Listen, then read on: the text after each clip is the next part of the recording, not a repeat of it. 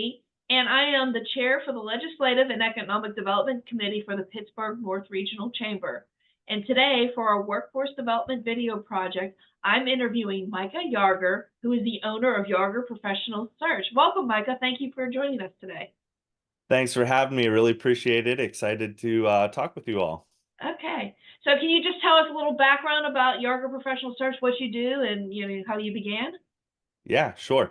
So I was a corporate recruiter for a large global chemical manufacturer, Koppers, if you've heard them, and I was a talent acquisition specialist there, recruited for all of their North American salaried positions.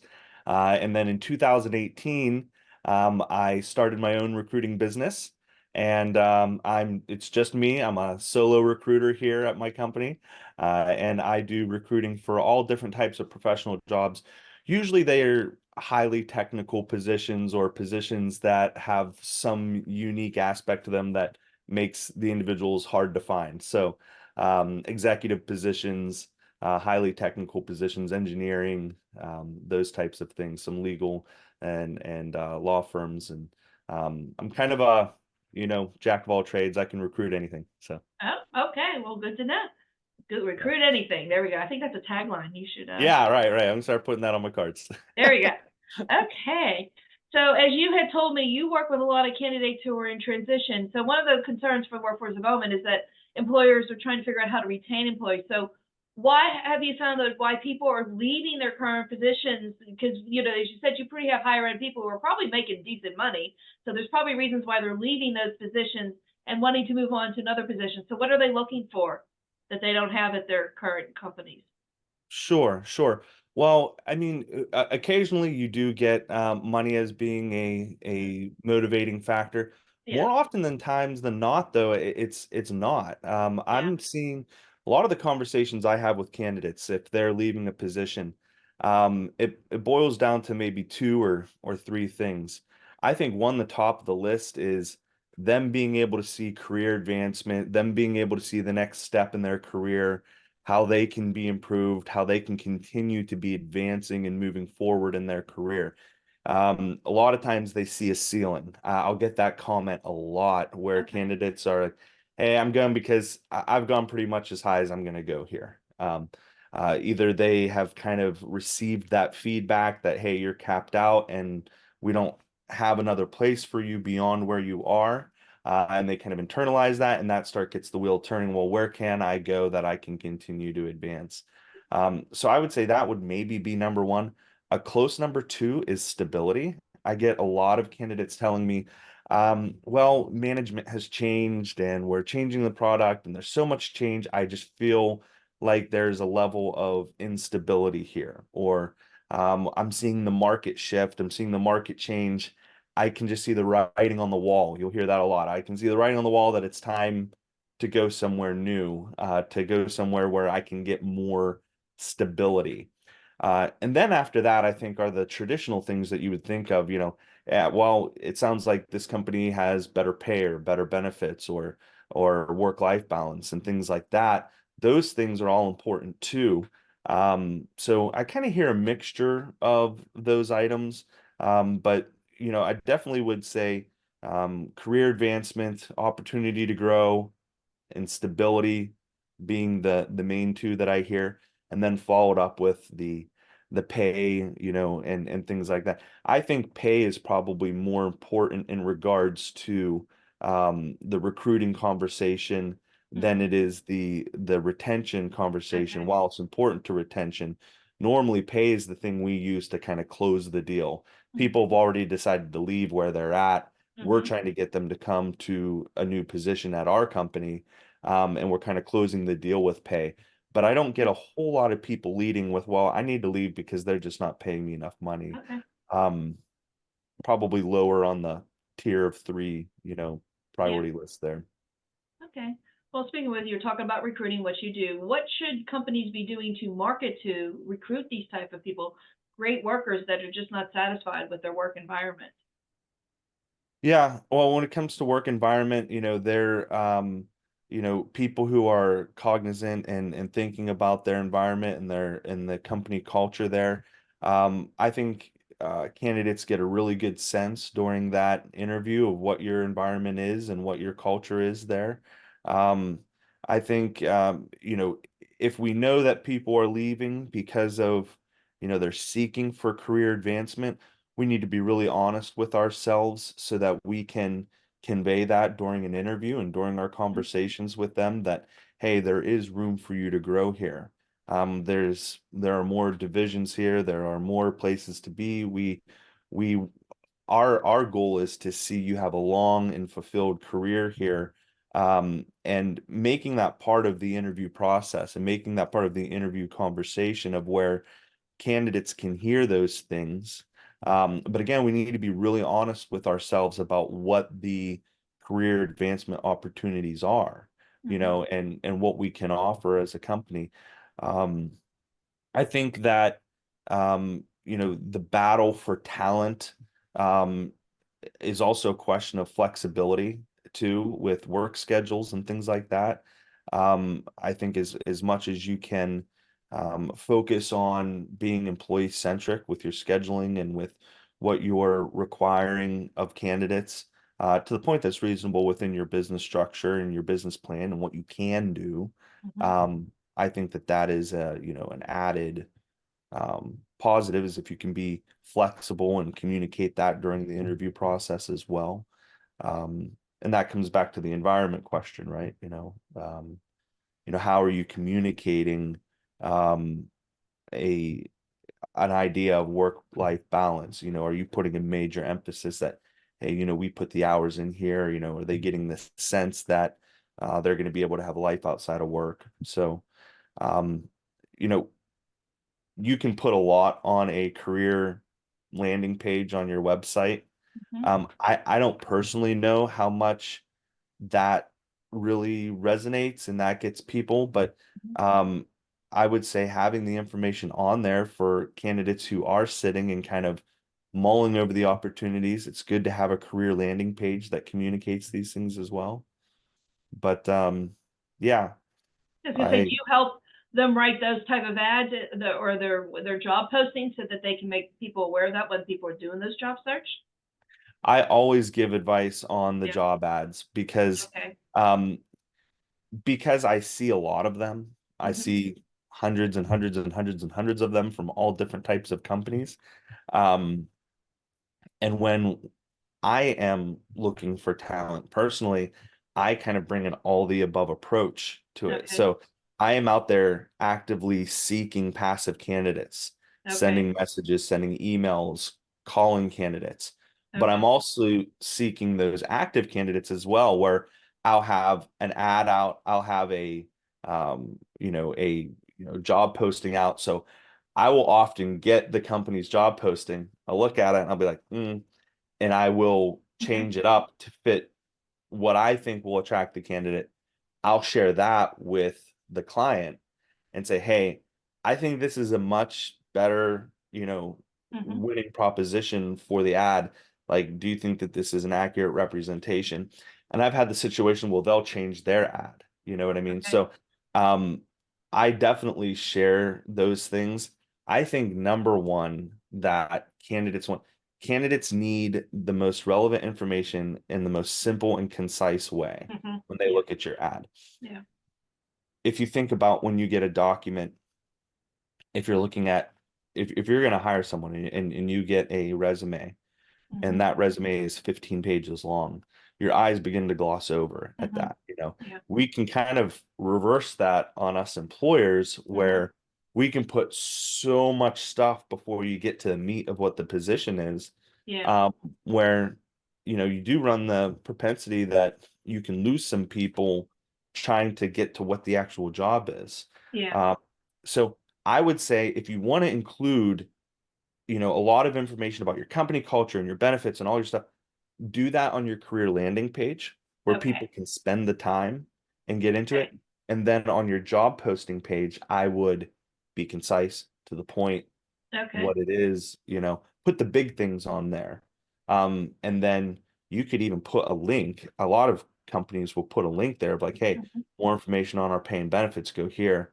Mhm. And the candidates who want to dig in deeper and spend some time there, you know, that's what I usually do. If I get a job Okay. posting, I want to make my own job posting because I'm Mhm. searching for clients for them. Yeah. 9 times out of 10, the work I'm doing on that job posting is cutting Yeah. stuff out. Me Okay. cutting stuff out. Okay. Very good. So we were saying there's a lot of workforce development concerns. So what are companies doing good and what are companies doing bad with regard to workforce development concerns? So, workforce development. I think the biggest concerns regarding workforce, from my perspective as a headhunter recruiter, Mm-hmm. um, I see that candidates are mostly undertrained for these highly technical positions that people are calling me to recruit for. Okay. Okay. So I'll get a call. I'm just going to completely make this up. So if any of my clients are listening, this isn't anyone specific, but I'll have a lot of scenarios where someone's Yeah. looking for a mechanical engineer, but they Mm-hmm. need a specific type of experience Mm-hmm. of mechanical engineer. They need to have experience with this type of equipment, with Mm-hmm. these standards, with this thing. So you may have a large pool of mechanical engineers there. They are requiring specific Mm-hmm. experience, and the workforce is such that the training is not up to that level. So I would think that if candidates wanted to bypass kind of using me, or if Okay. clients wanted to bypass using a recruiting firm and you would have an apparatus in place or a program in place to really train people efficiently when they come in. So, hey, we can bring people in as mechanical engineers. They have the degree, maybe they have an aptitude in a different area or vertical within mechanical engineering. We can teach them our equipment. We can get them our information, Mm-hmm. and maybe use that as part of your retention Yeah. program too, right? Yeah. So, if you complete the trainings and you get up to here, then whatever our retention program was going to offer, because most of the time retention programs are offering something like a pay incentive Mm-hmm. or, maybe a title or an additional responsibility or some type of perk. Tie that to the training to where you can start bringing in more talent, Okay. and then training them internally. Mm-hmm. Most companies don't want to take the time and effort to train internally. They want to pay a recruiter to go out and find someone that is already trained, Mm-hmm. which is fine, but you are making your talent pool smaller. Mm-hmm. Anytime you make it smaller, you might be missing out on better talent, if that Yeah. makes sense. Yeah. Yeah. There might be a better mechanical engineer out there that doesn't have your equipment experience. He could maybe learn it really well, so we Yeah. could focus on other aspects of the candidate. So I would say training is one of the big concerns. Okay. Number two is flexibility. I mean, our candidates, you know, in in the marketplace now have more complex lives than I think Mm-hmm. we have ever seen in the history of the workforce. Yeah.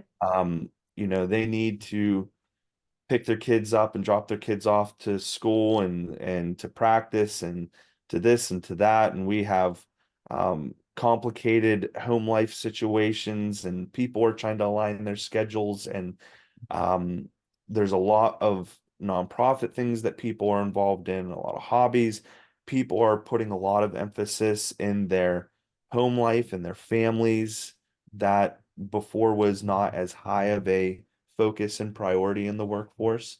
So, with these increasingly complex lives that candidates have, I would say that's a concern on the recruiting end of how flexible can we be? We all have our limits on our companies on how flexible we can be because we have business things that need to be met, right? Yeah. Not everybody Yeah. can work from home, not No. everybody can work a flex schedule. Yeah. Um, One of the solutions to that, I'm seeing a lot of clients use, they're using software, scheduling softwares, where they're finding solutions through the leveraging of technology and AI.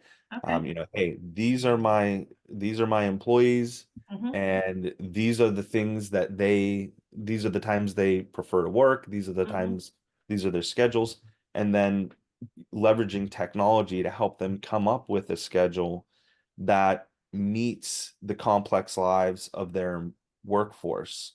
So I think that those are the two big concerns on the recruiting end, because when I'm recruiting Mhm. people, a lot of times the battle for talent is won or lost during that conversation about flexibility. Okay. Um, because a lot of the best talent, they know that they're the best talent. So, and I kind of get a sense pretty quick that I'm talking to a top tier talent person because I can see in their resume that they've been somewhere a while.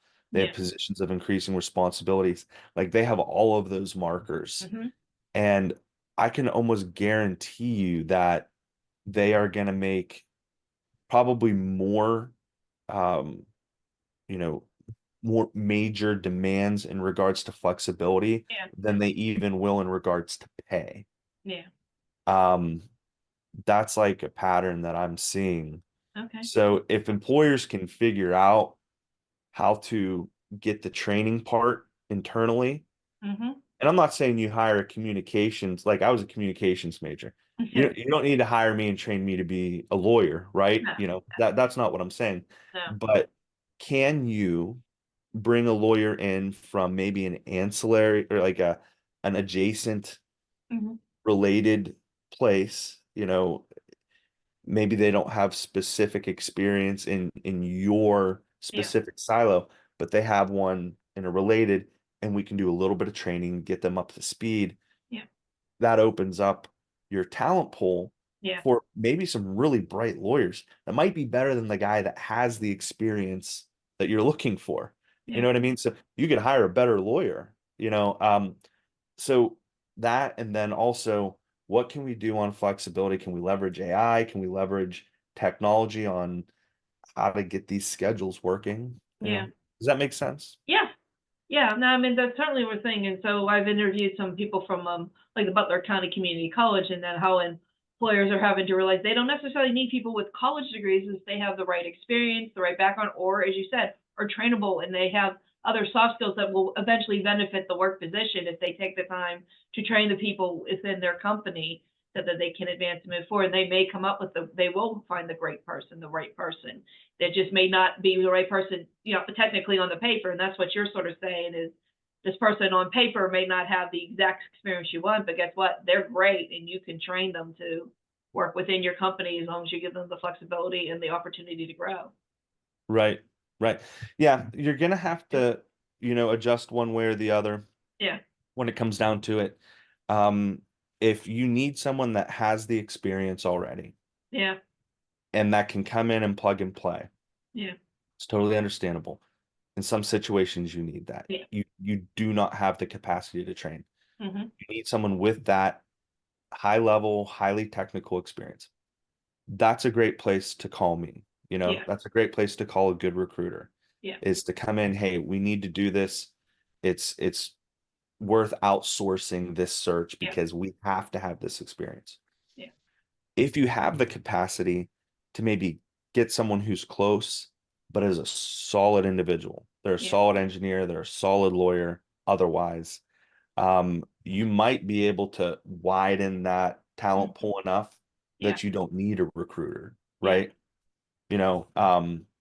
Not that I'm trying to work my way out of a job here, but it's just the reality. But you almost, in some situations, you can't necessarily have it both ways. You may Yeah. have to get some help finding someone with the experience, or you might have to widen out your talent pool a little bit. Yeah. Um, I the question of pay, and I don't know what you're seeing, Kathleen, and having these conversations. I'd be really interested in what your perspective is. But to me, like the pay thing is an issue because COVID seems to have upset that fruit basket. I never know what someone's going to make or want to Mhm. make when I talk to a candidate because they seem to be all over the places. Because I think during COVID, some of the salaries just went Mhm. haywire because people were scrambling for talent or to Yeah. retain their talent, and some people were, expressing employees and were just, Yeah. purging their workforces, and it kind of went nuts for a while. But I still see like salaries kind of all over the place. Yeah. Um, I don't know if that's your experience or the experience of other people you've talked to, but Yeah, uh, I think, like I said, but the people are looking for more than salaries, and I think that's what it is. Either is additional benefits or, and whether it's, I would just talk to another benefits organization. They said they have never offered pet insurance so much in their lives as they have in the last couple of years, because a pet lot of people, insurance, they're huh? taking their jobs, but they're not having children, but they have lots of pets, and that is what they're focused on right now. So they've been offering, heavy Wow. pet insurance as a benefit, and things like that. So people are looking for, you said other things that rather than just specifically a strict paycheck for them Yeah. going Yeah. forward. So, Yeah. It's interesting. It's hard to nail down yeah, where the where the ball is going to be yeah, next, right? yeah, You have to. I will give one good resource to your listeners if you don't mind. yeah. You can get a a workforce, like it's called State of the Global Workplace. It's a Gallup research tool and Okay. report. I don't know if you've ever heard of it, but if you just search like Gallup Uh-huh. workforce or workplace reports, it's Okay. got a wealth of information in it that Okay. talk about why candidates are leaving, Yeah. and a lot of the subjects that you and I talked about today. I used it to kind of look through just to compare Yeah. with my own experience. Yeah. One of the things they brought up, Kathleen, that was really interesting to me was that the greater threat than people leaving your company are what they call the quiet quitters, Yes, I've heard of that quiet the quitting. Yeah. quietly disengaged. Like Yeah. there are people who are just done. Like Yeah. they're literally not working, or they're doing the absolute bare minimum. Yeah. They're disengaged. Um, so the explanation for it is these employees are filling a seat and watching the clock. They Yeah. put in minimum effort and they are psychologically disconnected from their employer. Yeah. Um, so they're disengaged already. That is kind of recruiting fodder. Yeah. Those Yeah. those are the people that if they get a call from a recruiter, they're going to take the call, Yeah. right? So to me, that's the bigger threat for Yeah. employees and workplaces than what they call the loud quit. The people who are actively disengaged Yeah. and expressing that to you and you know it, it's the people that you don't know are disengaged. So that's where it comes And really it, important to have a good yeah, that employee lowers engagement survey. productivity, even though you may not see it, they're doing something, but it really lowers productivity overall rather than having people who are engaged and passionate about where they work. Yeah. A good employee engagement survey is worth its weight in gold by Yeah. an objective third party. Yeah. Don't necessarily have to conduct that yourselves. It might be better if you don't, Yeah. Probably. because sometimes if there's some level of anonymity there, Yeah. you're going to get more accurate Yeah. responses from your workforce, and that might head off some of that quiet quitting. Yeah. Okay. Well, thank you. That was a lot of great information for our chamber members today. And so the last question I ask you is, how can our chambers member reach out to you and connect with you if they want to learn more about these issues? Sure. Yeah, I'm not hard to find. So, a lot of people connect with me on LinkedIn. I love connecting that way. So, my name's Micah Yarger. I think you can see it here on the Zoom call. Connect with me on LinkedIn. I'm happy to give my cell phone number out to the chamber. My number is 412-997-1571. And my email address is micah@yargerprofessionalsearch.com. So happy to connect with people however they see fit. I'm happy to just talk through your recruiting stuff. As you could tell this morning, this is the stuff that I kind of nerd out about. So I can Yeah. talk about it, a lot. So be happy to help anyone with any, workforce or recruiting issues that they're experiencing, talk them through it a little bit. And if there's a way I can help, I'm happy to help as well. Okay. Well, thank you. And I also like to thank the Pittsburgh North Regional Chamber for giving us this opportunity to educate our membership. Goodbye.